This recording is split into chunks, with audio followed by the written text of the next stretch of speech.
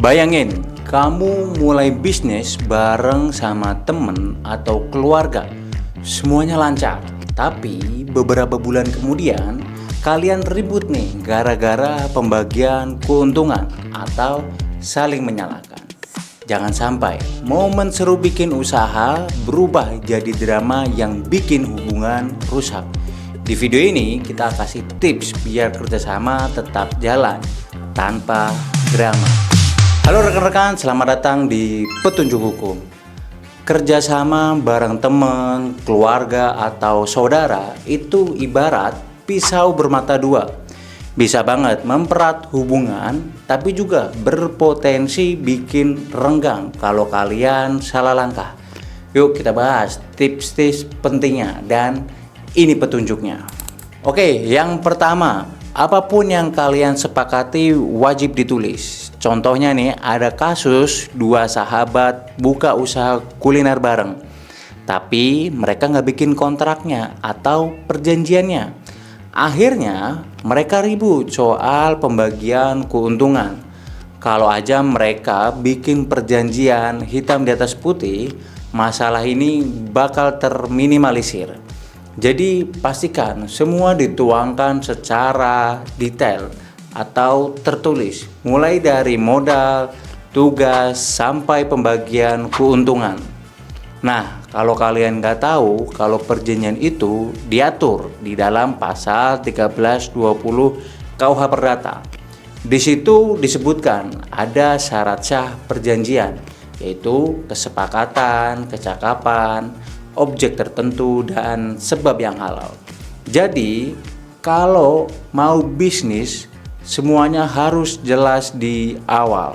Oke, yang kedua, profesionalitas itu penting. Contohnya, di kasus keluarga yang bisnis bareng, kadang konflik yang terjadi di urusan kerja dibawa ke suasana rumah.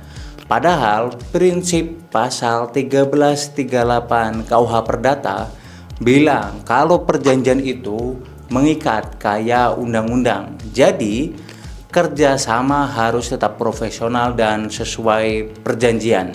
Ketiga, bikin aturan main dari awal. Contohnya, kalau kalian usaha franchise bareng, tentuin dulu siapa yang handle keuangan, siapa yang handle cari supplier. Kalau nggak ada aturan jelas, risikonya jadi saling tuduh kalau ada masalah. Dengan aturan main yang jelas, semuanya bisa lebih terkontrol. Keempat, pisahkan keuangan pribadi dan bisnis. Ini sering banget jadi masalah.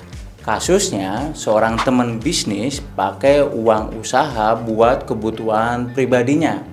Ujung-ujungnya cash flow usaha terganggu dan mereka harus tutup. Kalau mau aman, buat rekening khusus buat bisnis kalian. Nah, yang kelima, evaluasi itu wajib. Contohnya, ada startup kecil yang awalnya nggak pernah evaluasi, sampai tiba-tiba mereka kebanjiran order dan nggak siap. Akhirnya pelanggan kecewa dan usaha mereka gagal berkembang. Kalau aja mereka rutin evaluasi, mereka bisa lebih siap menghadapi tantangan. Sekarang gimana cara ngajak teman atau saudara bikin perjanjian tanpa mereka merasa nggak dipercaya? Ini caranya gampang banget, bisa mulai dari cerita atau contoh.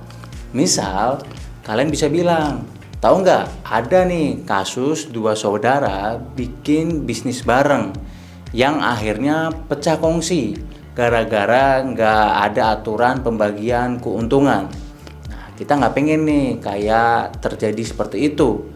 Nah, dari sinilah bisa kalian jelasin kalau perjanjian itu bisa bikin segalanya jelas, bukan karena nggak percaya, tapi supaya kita bisa fokus nih ke bisnis tanpa ribut-ribut.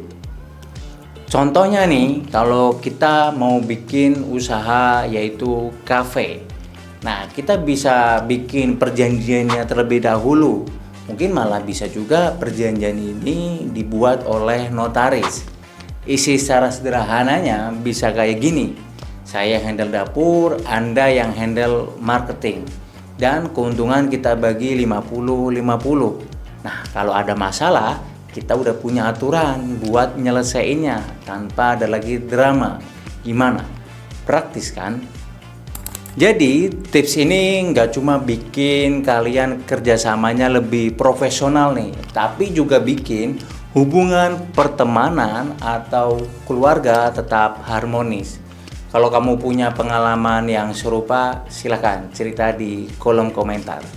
Dan jangan lupa like, share, dan subscribe buat petunjuk hukum lainnya. Sampai jumpa di video berikutnya. Bye!